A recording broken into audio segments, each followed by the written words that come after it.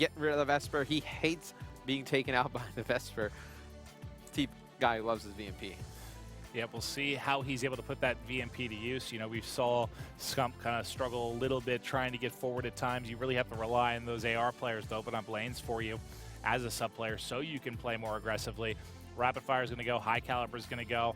Again, the two attachments that have been most targeted here throughout day number 1. Kinetic's going to go as well. Pretty standard here. Do you think they're going to allow overclock or maybe take it out? Because I'd say, honestly, I feel like Active Camo was one of the least used at the qualifier, not really coming up with that many big plays. I think Active Camo has actually provided some of the best plays today as far as being able to score, being able to shut something down. Yeah, it's definitely proven to be a factor on uplink. And you see the RK5 is going to go, which is quite odd because we saw EnVy use the L car to, you know, back up their M8s. Definitely proved to be pretty good as we saw JCap doing a lot of work with it in the hill. So Overdrive still in. You're going to see the HCXD go out. I bet you there's a deliberation going on with TK, whether to allow it or not. And, yep, they're going to get rid of it. You knew Teep was going to use it. Like, you knew it was going to result in at least one score. So I like the decision by TK to get rid of it. Yeah, I'm not surprised to see it go. That's why I asked. So now do you see, okay, I was going to say, do we see Teep use Heatwave or something like Active Camo? Well, they both decided to go with Heatwave off the rips. And we Theory and TP both bringing that. It should be Annihilator from Cap. Yep. Annihilator coming in. Scythe you see from Goon. Scythe That's from not Aches. surprising for Goon at all. There's Slasher will your use two-weapon Active. setup. Watch this. He should. I mean, Active's the one that makes the most sense. That's left on the board right now. Yeah, there's Annihilator coming in as well. So basically mirroring each other here early. And that's what's going to happen a lot of times. I feel like if there's someone indecisive and you see somebody pick something on the other side, you're like, I like that. Well, at least I can pick something. Yeah, Exactly. I like that one too. And yep. then Camo from both. So going to mirror each other here. We'll see who's able to make the big plays with Camo, because that was kind of, I mean, thinking back to that FaZe Rise matchup, Active Camo had a huge, huge role in that. We saw it have some big plays. I think it was what? It was Scump running it. Yep. And he had some big plays, really holding, making sure to maintain control of what I like about these teams, though, going at it, is that in the respawn game modes, there's been a balance between weapons and abilities. You've seen a lot of people gravitate towards the abilities. I think that as time goes on, you will start to see more weapons being used, especially the Scythe and Annihilator. On a game mode like this, no JCap gets down that right side, attacking from that church spawn. If he's able to get to that tank, pops the Annihilator, and he takes 2 people out, that is a free 2-point play. Well, it's funny. It's funny how things have changed. You know, remember when I'm trying to think of the first game came out, who it was. I believe it was Parasite, who was like, oh my, these specialists, like the War Machine is so overpowered and ridiculous. We haven't seen War Machine drafted in a while. Don't see the War Machine used at all. You know, everything kind of has its balance, its role in the particular game. But what I think will happen is those things will come back later in the game cycle. Certainly. Like, you will see War Machine being played at some point. Yeah, especially when I mean, the time you see it used most frequently is when you see Flak get banned. But what's funny is that I never see Flak run anyway, so I don't know maybe why it hasn't been used a little bit more, because no one runs Flak. I mean, I know from time to time you'll see it, but... Or even if you selected War Machine, doesn't the other team at that point have to run Flak? So maybe couldn't you take Overclock and Afterburner away by just having one player? Think about the impact on the game that makes. Like, the guy with War Machine doesn't kill anybody with War Machine, let's say. But it forces the opposing team to not have Overclock and Afterburner the entire game. Maybe you're a team that doesn't rely or is not as good at the G-Slide. Maybe you haven't been able to use that movement as well, so you're like, all right, well, let's take away Afterburner from the opposition, make them run Flak. Yeah, that could be so. I don't think anyone's going to be running Perk 1 Greed, Flak and Afterburner. It's possible. I don't think we've seen it yet. No, I mean, I guess it's possible. Then couldn't you just throw stuns everywhere? Yeah, no, I don't think we're going to see that. No, I think they were probably out for TACMAS still. So I think you can definitely change the game in multiple ways that we haven't seen players kind of mess with yet. Especially just messing with each other. Like, I can't wait to see as they play each other more again. Because most of the gameplay we've seen, and most of the gameplay has been random mates. It hasn't been as much as straight up scrims or league matches. So I don't think these guys know how to. I want the mind games to start, toying with each other, getting each other ticked off because they're banning certain things. That's going to be awesome. I really like when they target specific players. When you could just look at it and be like, oh, God, they're going after Proofy. Right. They're going after Scump. It's great to watch. But here we go. Game 3. EnVyUs up 2-0. Are they able to take the series here? Kicking things off. with the game one hero, JCap. And it's going to be all 4 dead. Actually, no, that was a team kill. Sorry, Slasher. This is the first time we're takes not out going to see team, a control. so we're not going to see an all 4 dead right off the break here. On Infection, it's going to be Fury trying to push into this broken. I don't know about you, Maven. When I see players fighting over here, I get so nervous because you can just take advantage of just hiding on the other side of that broken wall and able to take players out very easily. Yeah, but this is a spot that I think is really the most dominant if you're pushing from that side, is just getting set up there at top steps. You're always able to get, it seems like an easy kill or so, as Aix is just shooting lasers right now. Does he realize they're spawning out behind him? No, but he turns and just dismantles poor Does he have Fury. extra health? He may actually have extra health, or maybe he's hosting the okay, he might be hosting the lobby. He just absolutely melted, but hey, they have the drone going on the overextension. You see Neslo with it in his hands. He's going to get cut down. Slasher and JCap stop that push by TK. Does Aix start to play for streaks? Nope, never mind. He gets cut down at the hands of Goonjar. So still a little bit different than some of the other uplink Infection games. We've seen a little bit faster play, but these are two teams who, both of them going to play more traditional, a little bit of slower pace of Call of Duty. So this is kind of what you expect. All right, well, let's see what they can do. Again, if you are watching right now, it is the final match of the night. EnVy one map away from closing it out. Thank you all for tuning in for day number 1. We've got more action tomorrow, kicking off at 6 Eastern, but let's wrap this one up. It's going to be JCap pushing the right side, has the L car, gets the assist there, and he should be able to push forward and get in a very dangerous position here if he can get across. And just the threat of him being there. Look at them all rotating across. Yeah, just forces him to all rotate back across. EnVy going to put that point on the board 2 minutes into this game. Not a huge lead, but look at this. Now you're going to force TK to decide. Do they want to go on the overextension? You have Goon going all the way through that B-bomb side. He's going to have to go big here. Picks up 2. Does a great job staying alive. Love the play out of Goonjar. Goon doing an excellent job, and he's the one that shut down Aix's streak, remember? Yeah. He kind of got set up at that rock outside, made a very difficult gunfight for Aix. and was able to close it down. So Goon doing his part to at least slow the bleeding. They're only down by 1 right now. They've got control of their front base in Green Alley, which is really the most important positions when you're trying to at least push out of your base. And you'll see, who is that? Oh gosh, the Renee coming forward. He is so tagged up. He's going to have to lie down. And does he see the camo running by? He does. Slasher's camo use. Going to get picked out. I don't know if he thought that player died. Like, he went prone behind the tank. Just thought he wasn't there anymore. Or thought maybe he wasn't looking that direction. Could get by.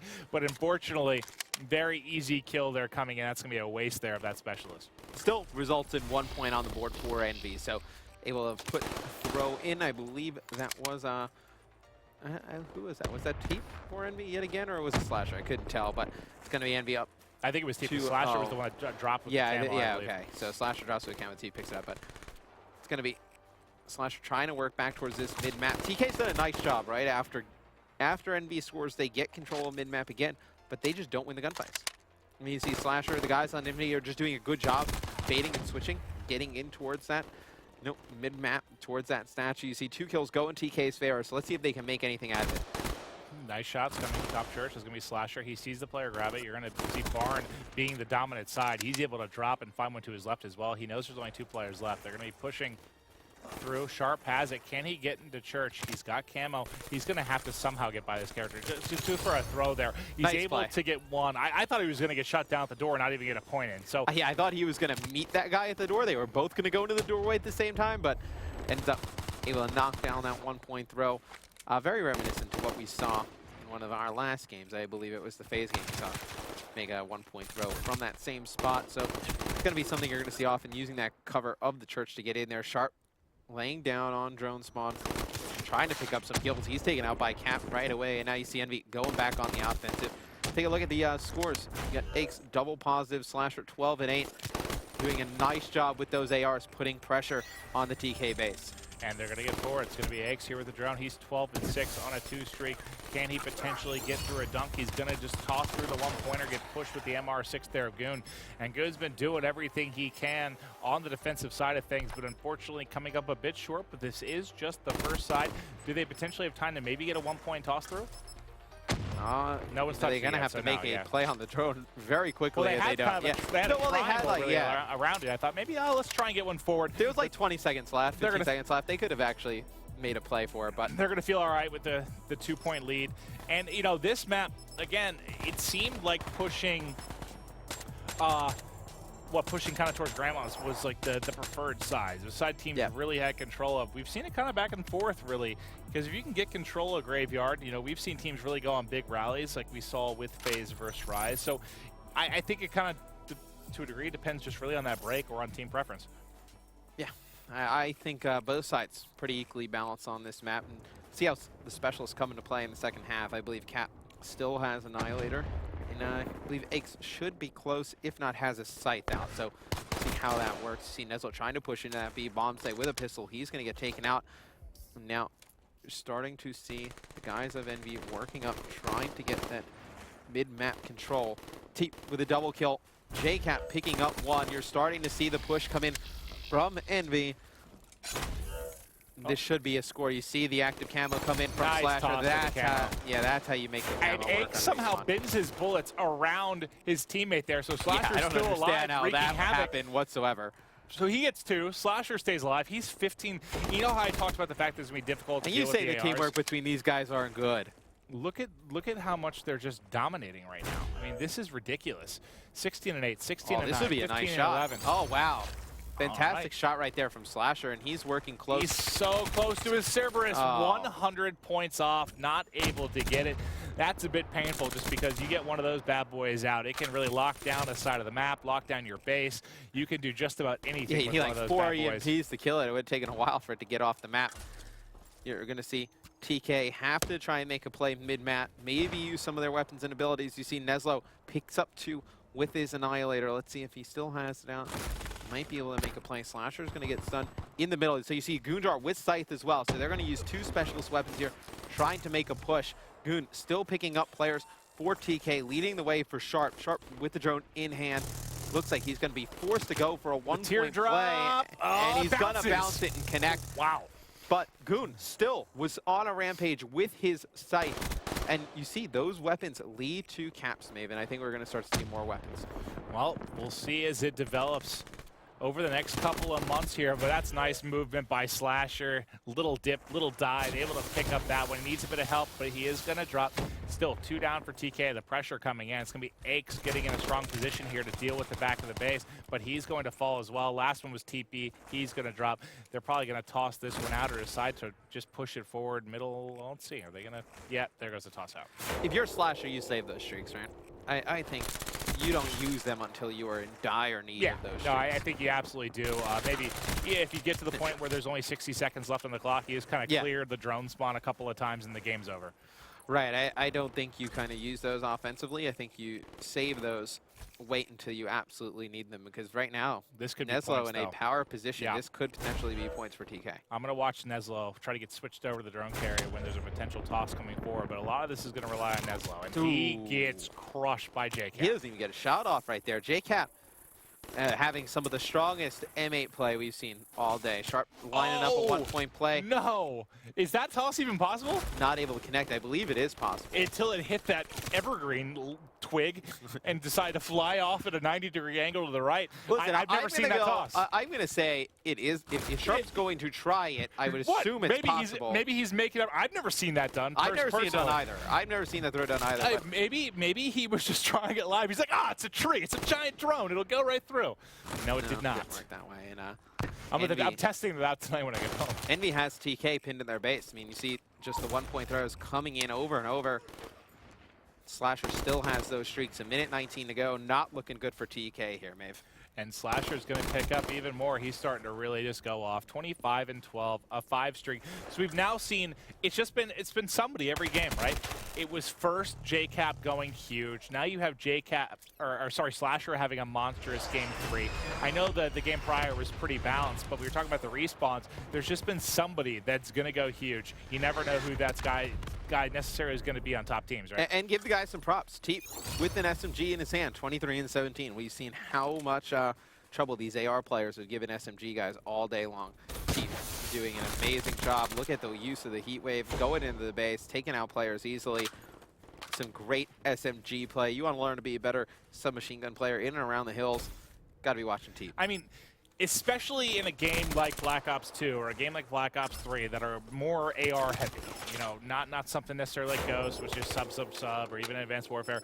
When you have dominant ARs, I think the hardest thing in the game is to be a submachine gun player. To be a submachine gun player. You have to be, I think, that much faster on your feet, that much smarter when it comes to making decisions. Well, you just see how patient he is when he makes decisions. Yeah. Like, he's not just running in there challenging anything. He's just fighting the fights that he knows he can win with that gun in the period of time. And we're going to see a throw get off there in the last seconds, not able to connect.